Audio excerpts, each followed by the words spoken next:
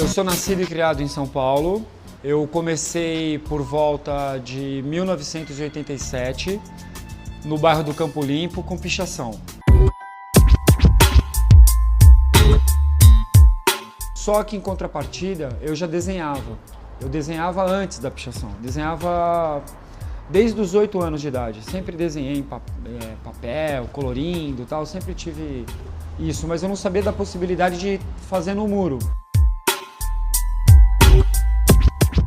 Quando eu conheci e me envolvi com a cultura hip hop e conheci os grafiteiros de Nova York e tal, aí eu descobri a possibilidade de fazer os desenhos nos muros. Era por volta de 90, 89, 90, talvez um pouco menos.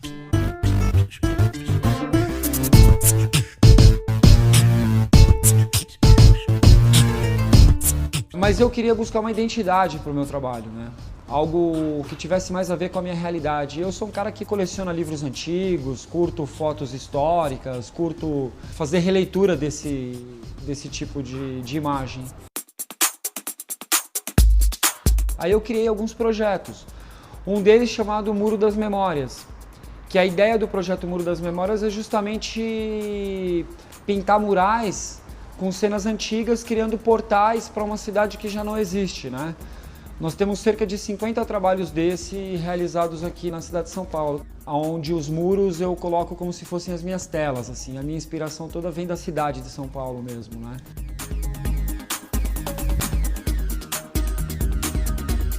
E como eu sou muito inquieto, eu também comecei a fazer outros projetos, outras coisas, como a pintura anamórfica, que é essa pintura 3D no chão, que sofre a distorção e tal. E a minha equipe acabou sendo pioneira nesse tipo de técnica aqui no Brasil, né?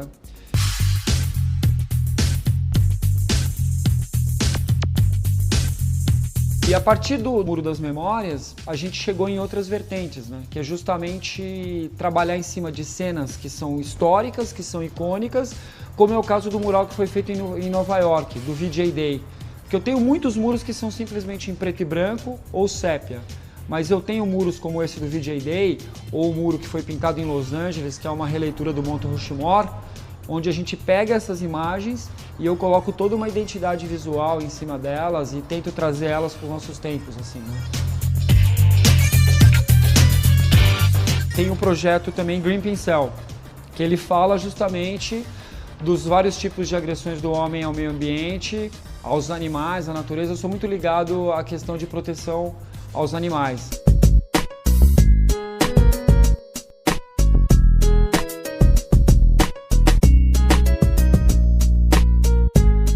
Um dos últimos trabalhos que nós fizemos aqui na cidade foi justamente o mural do Oscar Niemeyer num prédio na Avenida Paulista, que tem várias coisas bacanas em ter conseguido realizar esse trabalho, né? Uma delas é que eu estava há mais de 5 anos tentando viabilizar esse projeto. Outra que é um prédio, né, na Avenida Paulista, que é a principal avenida, acho que é da América Latina, super importante, que ali você tem todo aquele padrão de concreto, todo mundo de terno e gravata. De repente você tem ali um trabalho que quebra um pouco isso, né? Acho que as pessoas interagiram muito com o trabalho, né? Desde os primeiros dias, quando a gente começou a esboçar, muita gente já parava do outro lado da Paulista ali para fotografar e tal. Então eu acho que é uma diferença muito grande, a ponto de que eu saindo da periferia, começando a fazer isso de forma ilegal, sendo detido 2 ou 3 vezes, chegar a ponto de conseguir pintar um painel na principal avenida da cidade, na lateral de um prédio e tal. Então acho que é uma linha que levou mais de 20 anos para chegar e para acontecer, e da forma que aconteceu foi super favorável, porque a gente teve um reconhecimento por ter conseguido fazer esse trabalho.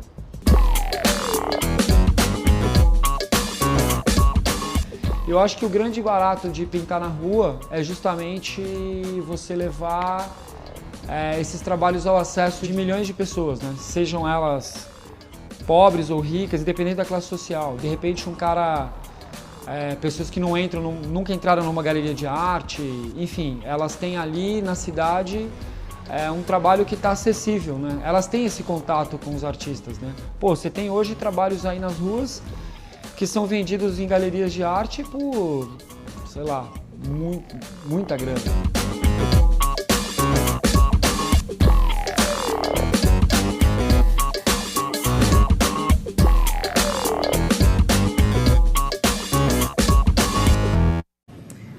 Bom dia, galera do quinto ano.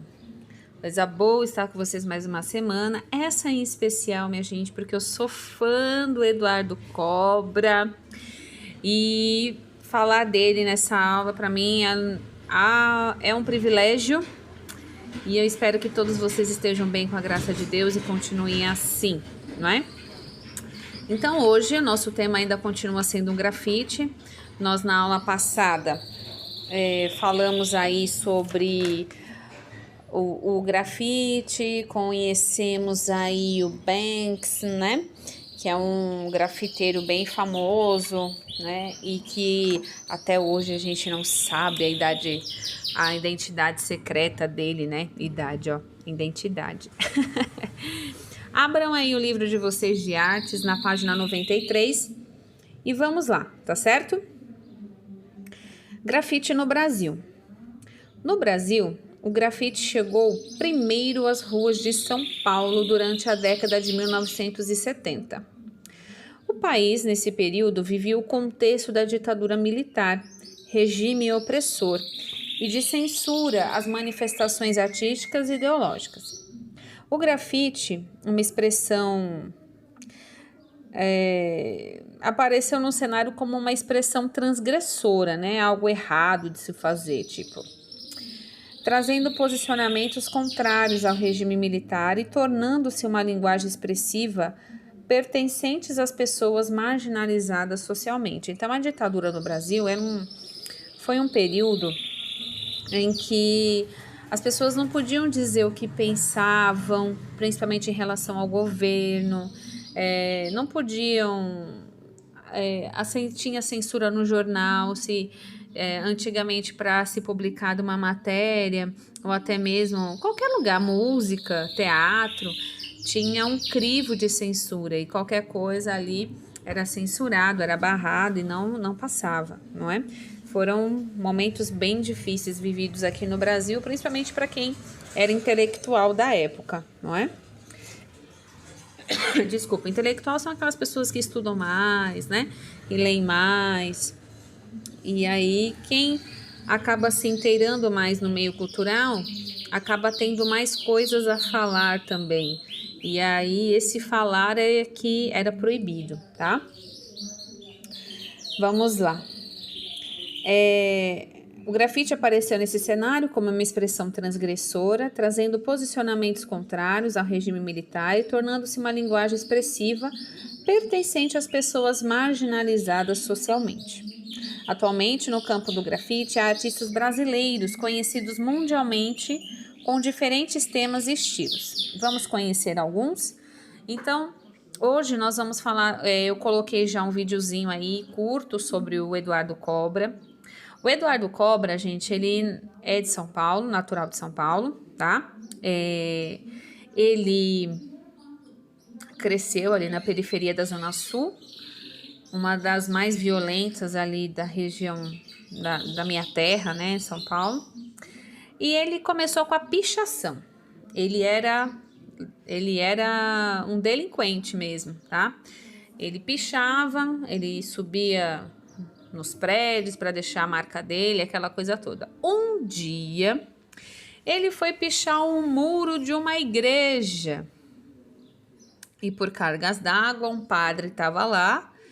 E na hora que saiu e viu ele pichando, ao invés de fazer como todas as pessoas faziam, chamar a polícia, fazer aquele escarcéu e tudo, bateu um papo com ele federal, dizendo que ele tinha talento, que ele podia usar aquele talento para fazer algo bonito, algo artístico, e deu aquele muro para ele fazer um desenho bacana.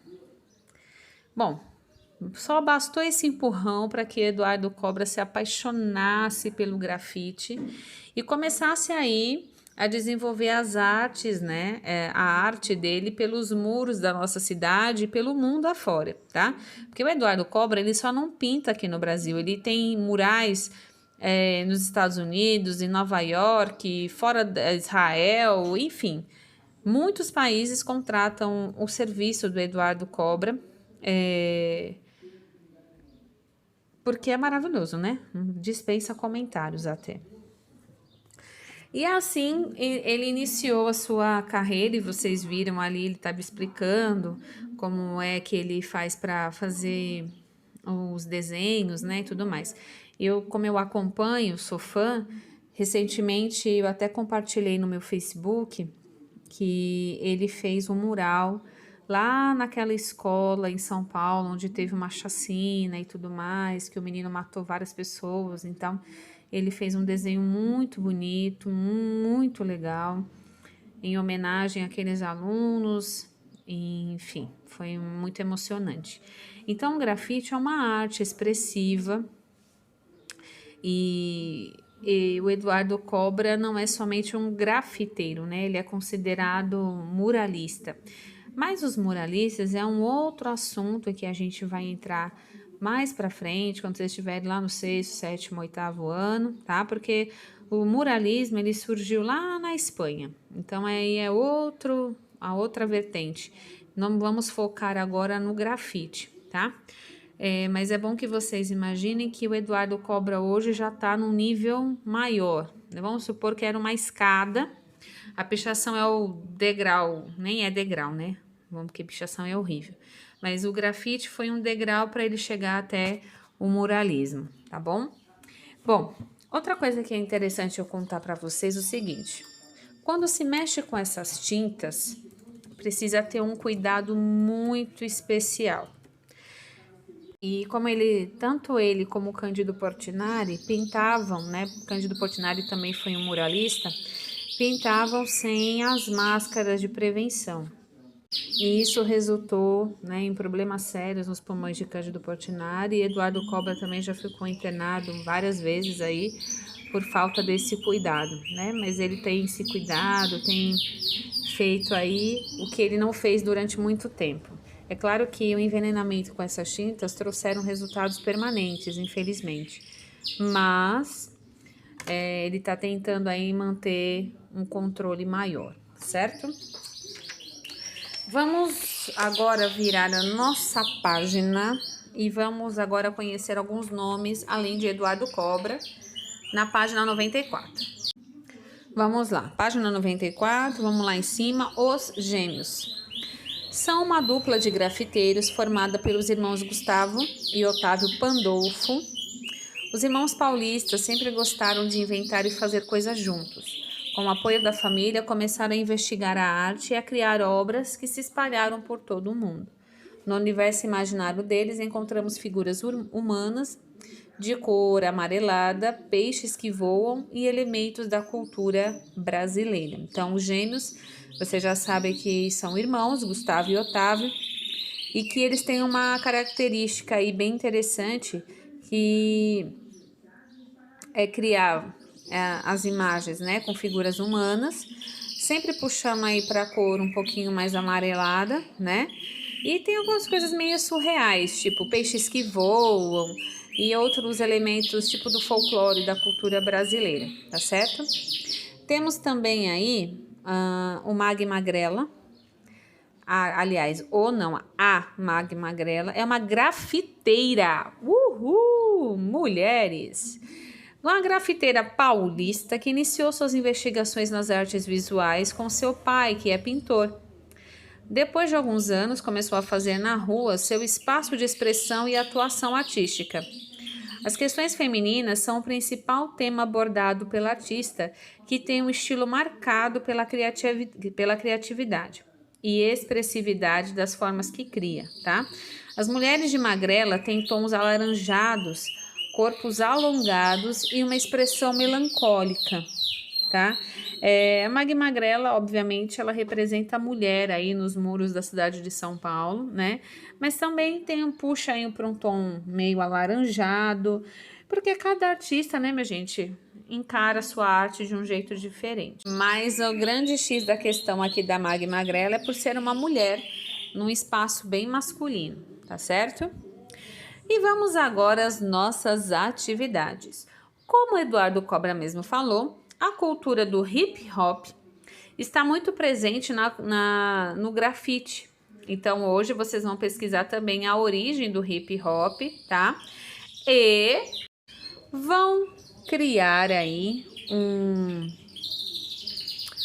mural, tá? De valorização à mulher. Ou seja, vocês podem fazer uma denúncia, né? Como que é errado a violência contra a mulher. Vocês podem fazer um mural em homenagem à mulher, e vocês podem fazer só com os elementos que as mulheres usam e aquela coisa toda. Então, vai ser a pesquisa do hip hop, mais o mural, né, em homenagem à mulher. E na página 95, você vai registrar na forma escrita tudo o que você aprendeu nessa unidade sobre o grafite.